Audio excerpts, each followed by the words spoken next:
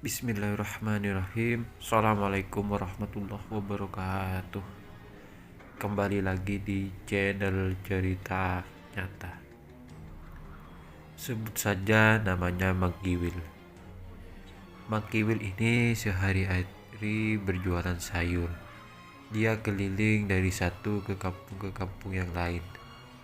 Dan Magiwil ini, mohon maaf, postur tubuhnya itu pendek, cebol. Dari situlah Magiwil ini sering minder. Jadi ketika dia dikenalkan dengan seorang perempuan, Magiwil ini selalu minder lebih dulu, dan suatu ketika pernah Magiwil ini menyukai seorang perempuan, tapi perempuan ini kayak menghina fisik Magiwil ini. Pada akhirnya dari situ Magiwil ini tidak berani lagi mendekati perempuan yang dia sukai. Sehari-hari seperti itu Magiwil dia keliling menjajahkan sayur-sayur ke kampung. Dia kenal dengan ibu-ibu orang yang baik sekali. Dia dikenal ramah, suka bercanda, dan di situ Aldian ini juga mengenal Magiwil yang selalu bergembira setiap hari.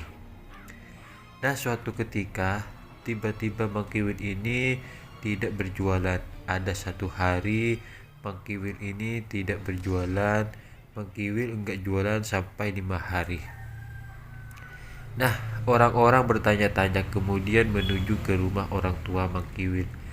Ketika ditanya Magiwil ini kok tidak jualan, orang-orang daripada ke pasar jauh, sementara orang tua Magiwil sendiri tidak tahu keberadaan Magiwil di mana. Mereka sendiri ini juga bertanya-tanya, ini anak kemana, kok sudah 5 hari tidak pulang. Jadi waktu itu dia pamitnya keluar menuju ke rumah temannya yang ada di pesisir pantai. Nah, orang tua Magiwil sendiri ini tidak tahu kemana Magiwil ini pergi. Rumah temannya dia juga tidak bilang secara jelas. Jadi setelah ditunggu 5 harian, barulah di hari ketujuh kira-kira Magiwil ini pulang dengan wajah kusut yang kalau dilihat ini kayak orang baru pulang dari perang. Jadi bajunya lusuh, semua tangannya ini bekas tanah, lihat kotor semualah. Pokoknya tentu waktu itu orang tua Magiwil ini tanya, kamu ini dari mana nak? Dicari orang-orang pelanggan, datang ke sini semua. Dari mana? Barulah di situ Magiwil ini cerita bahwa dia ini baru saja mendatangi seorang dukun yang lokasinya ada di sebuah gua. Nah, tentu orang tuanya ini kaget, loh, kenapa kok kamu mendatangi dukun? Ada apa kamu? Ada masalah apa sama orang? Tapi di situ Magiwil tidak cerita.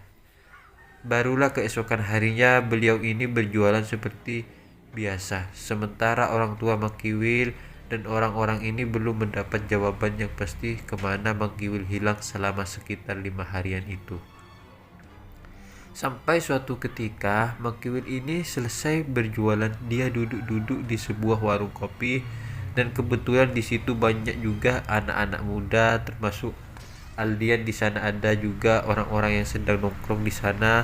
Mereka tentu tanya kabar Magiwil, kamu dari mana aja? 5 hari tidak muncul, katanya bapakmu mendatangi dukun di gua. Ada apa? Orang ini penuh pertanyaan karena Magiwil didudukan seperti itu. Dan sekali lagi pertanyaan itu, barulah di situ Magiwil mulai cerita. Jadi ternyata pada suatu hari Magiwil ini ketemu dengan seseorang, bukan warga sekitar sana tapi warga di desa lain. Tiba-tiba datang dan menawarkan kepada Magiwil sesuatu. Magiwil, kamu mau tidak tak ajak ke dukun ini? Dukun ini jos. Kamu bisa minta apapun. Aku tahu kamu kan butuh jodoh. Nah, nanti banyak orang-orang yang seperti kamu yang juga butuh jodoh. Sudah, kamu ikuti saja. Terus Magiwil waktu itu masih belum ada jawaban, masih tidak menjawab, tapi tidak lama kemudian dia datangin lagi oleh orang ini. Will, ayo mau nggak, di sini uangnya titipin aku, harus menyerahkan mahar. Nah, waktu itu Magiwil tidak menjelaskan berapa uang mahar yang diserahkan ke dukun tersebut.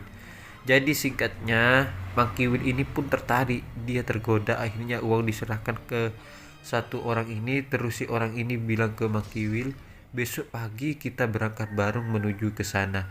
Di sana itu sudah ada orang yang lain yang juga membutuhkan hal yang sama kayak kamu. Mereka ini juga cari jodoh, sudah dijamin berhasil.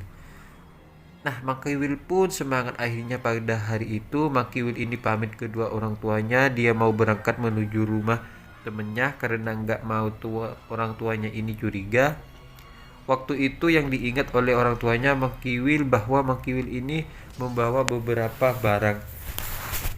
Tapi ketika dia pulang, barang-barang ini sudah tidak dibawa lagi. Nah, singkatnya, Mang Kiwil ini berangkat bersama satu orang ini. Dia naik bis menuju ke satu buah terminal. Dari terminal itu dia naik ojek lagi masuk ke sebuah pedalaman desa. Dari sebuah desa dia turun dan mereka ini harus jalan kaki melewati hutan. Nah, di tengah hutan itu mereka ketemu dengan 3 orang laki-laki yang usia mereka sekitar 30 sampai 40 tahunan. Di sana ternyata mereka mau menuju ke tempat yang sama. Ketika ditanya, mereka mau menuju ke rumah Abah si X. Ketika katakan Abah X, nah orang-orang inilah yang ternyata juga mau melakukan ritual pengasihan, bahwa mereka ini juga menginginkan adanya jodoh setelah ketemu mereka jalan melewati hutan lagi. Barulah mereka sampai disebut tebing-tebing ini curam, dan di situ mereka sudah mendengar deburan ombak. Artinya tidak jauh dari sana adalah laut. Setelah itu mereka dibawa ke sebuah gubuk. Di situ mereka dikenalkan dengan Abah X ini. Abah X ini itu orangnya Sunda, dia berbicara dengan bahasa Sunda. Sepenuhnya enggak bisa bahasa Indonesia sedikit pun karena yang beliau bisa hanyalah bahasa Sunda. Nah, ketika mereka tiba di sana, mereka ini didudukkan setengah lingkaran. Dan di situ Abah X ini duduk di sebuah bangku yang agak tinggi posisinya. Mulailah di situ Abah X bertanya kepada salah satu orang, tujuannya ke sini sudah kamu niatkan untuk mencari jodoh? Sudah apa? Sudah kamu tanya sama kamu? Yang satu lagi ditanya sampai kemudian Mang Kiwil yang ditanya, kamu tujuannya juga ke sini? Sudah kamu niatkan? Kamu minta jodoh? Sudah. Setelah semua ditanya, barulah Abah X ini bilang, kalian yang sudah jauh-jauh datang ke sini, turuti semua kata-kata saya. Apapun yang saya ucapkan harus kalian turuti, jangan dilanggar.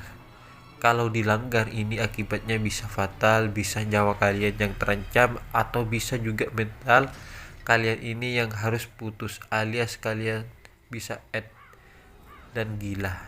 Nah, disitulah ketika mendengar Abah X ngomong seperti itu, mereka ini sebenarnya tegang.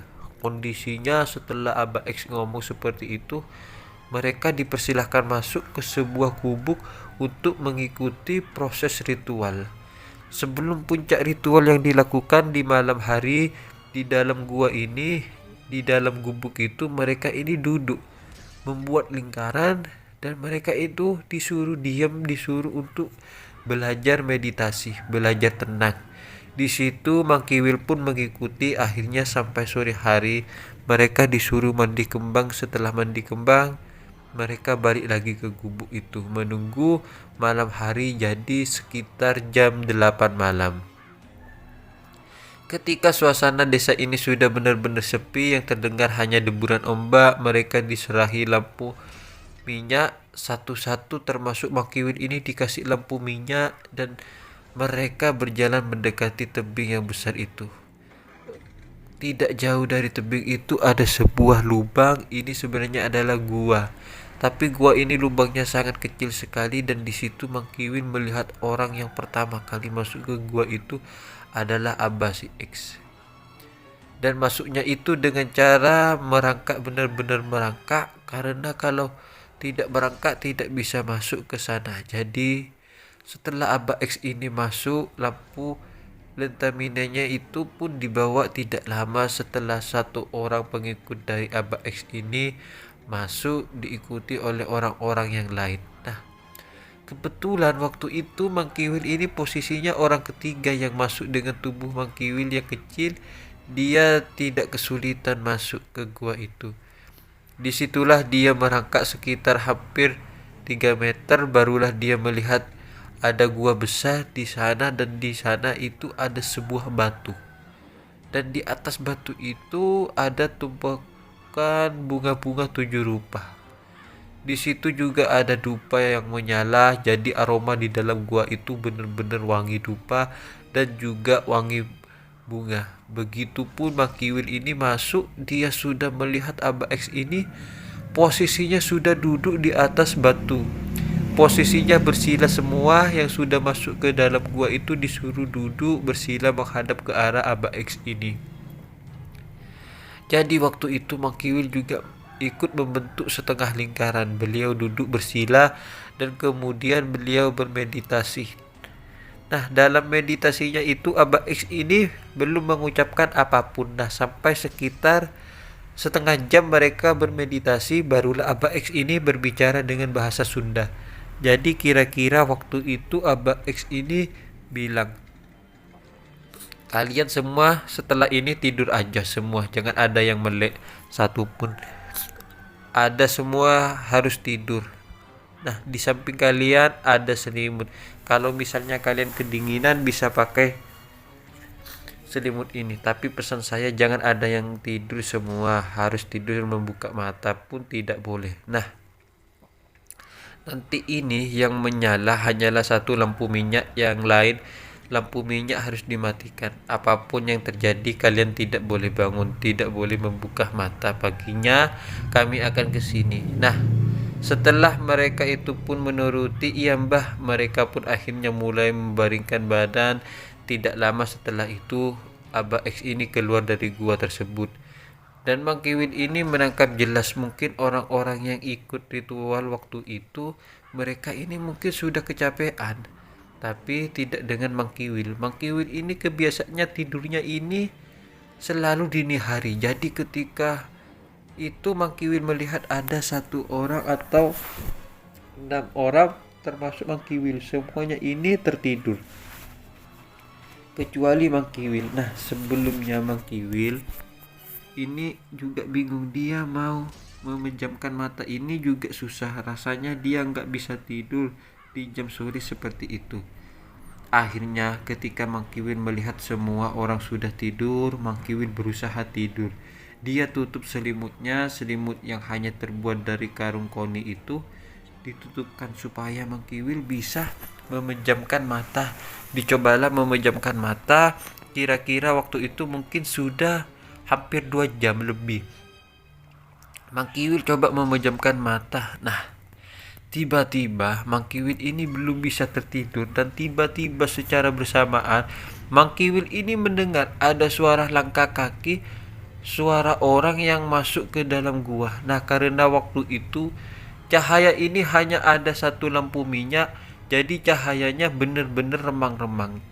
Mang Kiwil ini coba menurunkan selimutnya, dia lihat ada 3 orang yang membawa semacam sesajen. Nah, sesajen ini diletakkan di atas tampah.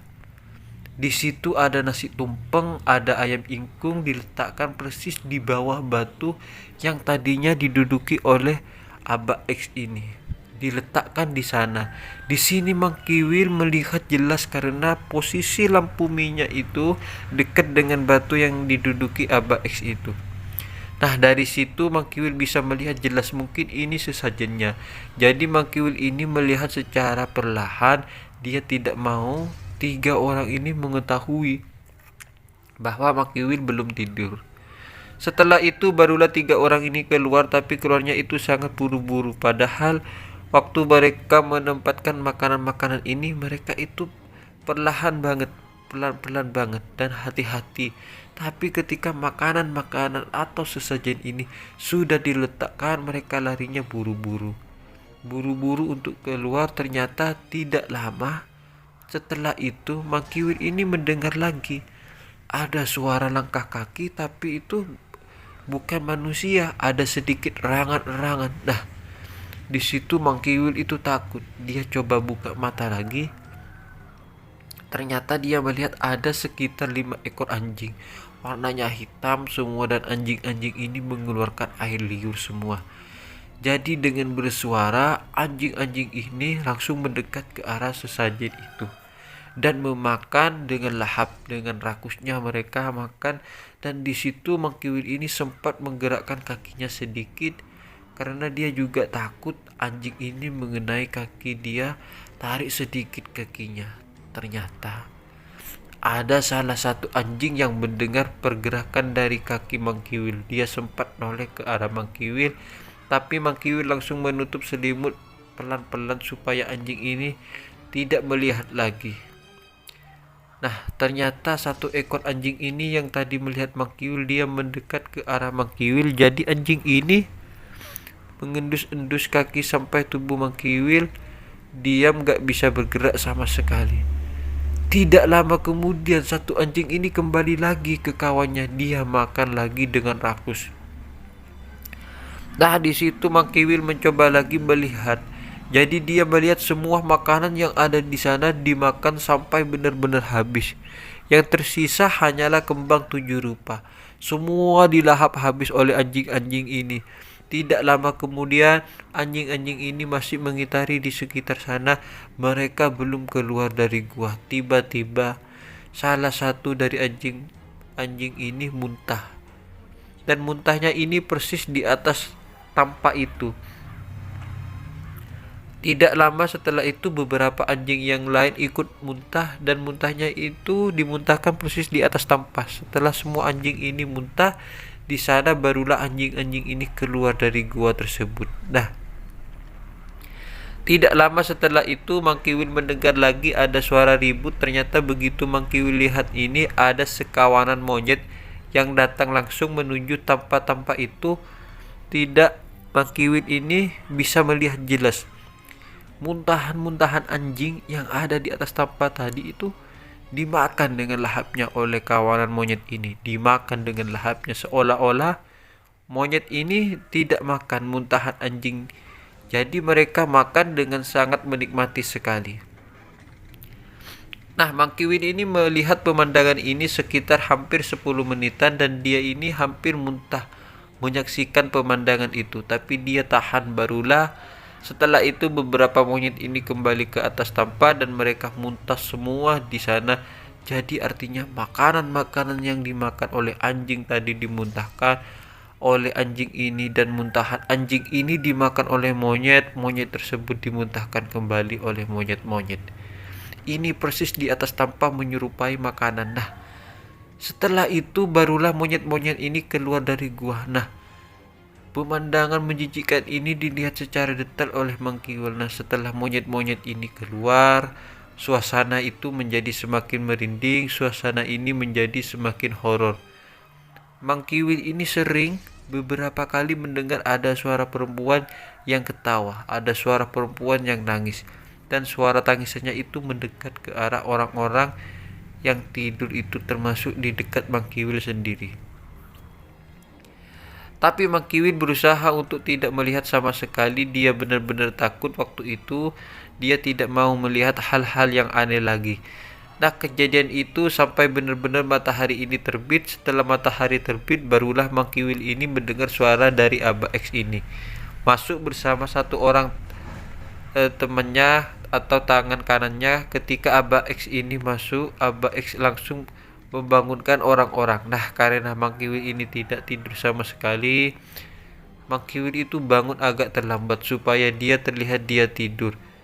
Setelah semua dibangunkan, barulah Mangkiwil ini bangun belakangan. Dia melihat pura-pura seperti orang yang bangun tidur. Dia melihat Abah X ini bilang, "Gimana tidur kalian nyenyak semua?"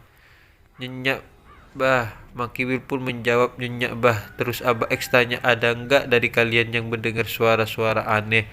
Nah, mereka ini saling bertanya-tanya. Barulah mereka menjawab, "Gak ada, Mah." "Ya sudah, bagus. Ini pagi ini setelah kalian sarapan, kita akan melakukan ritual yang terakhir, mandi di sungai. Kemudian kalian bisa pulang dan gak akan lama lagi apa yang kalian inginkan akan terwujud." Semua yang datang di sini menginginkan jodoh pasti terwujud. Nah, setelah itu merasa semua ini disuruh mendekat ke arah tampak-tampak itu. Begitu Mang Kiwil dan orang-orang ada di sana mendekat, mereka semua ini heboh kecuali Mang Kiwil, karena Mang Kiwil itu tahu kejadian semalam. Anehnya, yang dilihat Mang Kiwil ini adalah nasi tumpeng, dan di sebelah ada ayam ingkung beserta juga sayur mayur yang terlihat lezat sekali. Semalam yang dilihat Mang Kiwil ini adalah muntahan hewan terakhir kali, tapi kenapa pagi-pagi tiba-tiba berubah menjadi nasi tumpeng lagi dan berubah menjadi ayam ingkung. Jadi Mang Kiwil ini tidak bisa menahan rasa jijiknya itu karena dia melihat dengan jelas. Sementara orang-orang yang lain mereka memandang makanan itu dengan begitu bergairah. Mereka enggak tahan untuk ingin menikmati makanan-makanan ini. Akhirnya Abah X ini bilang, sudah kalian makan yang kenyang, habiskan, jangan sampai ada yang tersisa ini. Makanan ini sudah direstui oleh Doro yang ada di sini. Akhirnya mereka semua makan dengan lahap. Nah, sedangkan Mang Kiwil dia sama sekali tidak menyentuh makanan ini. Jadi dia pura-pura menundukkan kepala seolah-olah Mang Kiwil ini ikut-ikutan makan.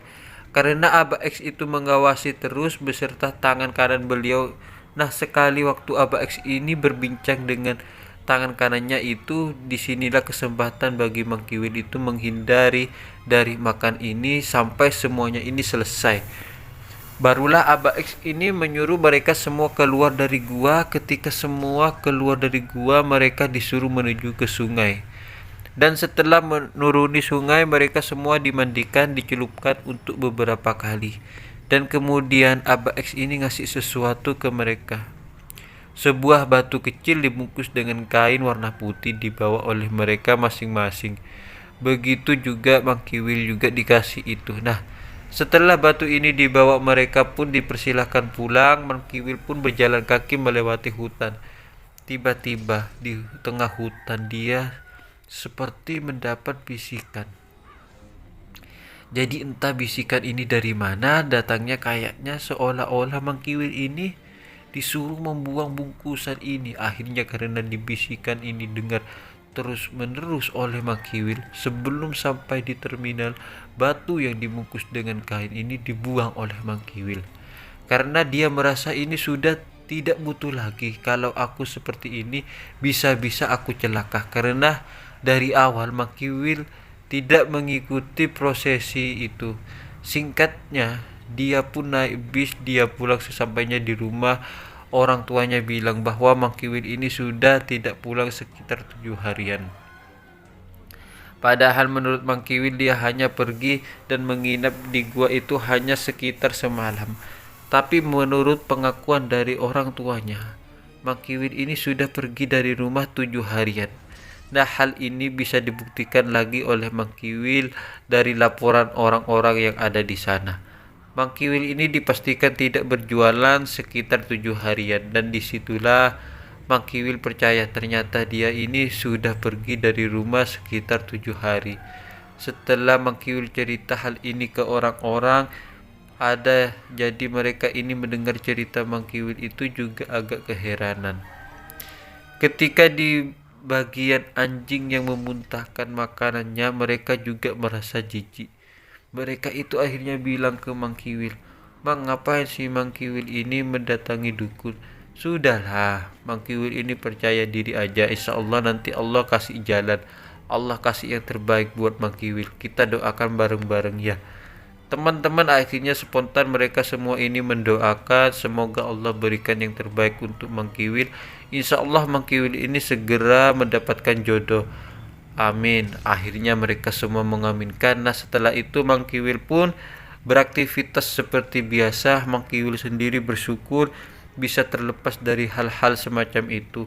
Dan ternyata beberapa tahun setelah itu, tepatnya setelah hari raya, ada satu orang perempuan dari desa itu yang mengungkapkan perasaan kepada Mang Kiwil ini tulus, benar-benar menyayangi Mang Kiwil karena beliau ini melihat Mang Kiwil ini sosok pekerja keras. Dia adalah sosok penyayang keluarga. Terlepas dari fisik beliau yang semacam itu, akhirnya sampai cerita ini diturunkan teman-teman Mangkiwil ini. Sudah berkeluarga dan sudah mempunyai 2 orang anak. Nah, cerita inilah teman-teman yang dibagikan oleh Aldian kepada cerita nyata. Dan semoga kisah ini bisa kita ambil hikmah dan bisa kita ambil pelajaran di dalamnya. Mohon maaf kalau ada salah kata. Wassalamualaikum warahmatullahi wabarakatuh.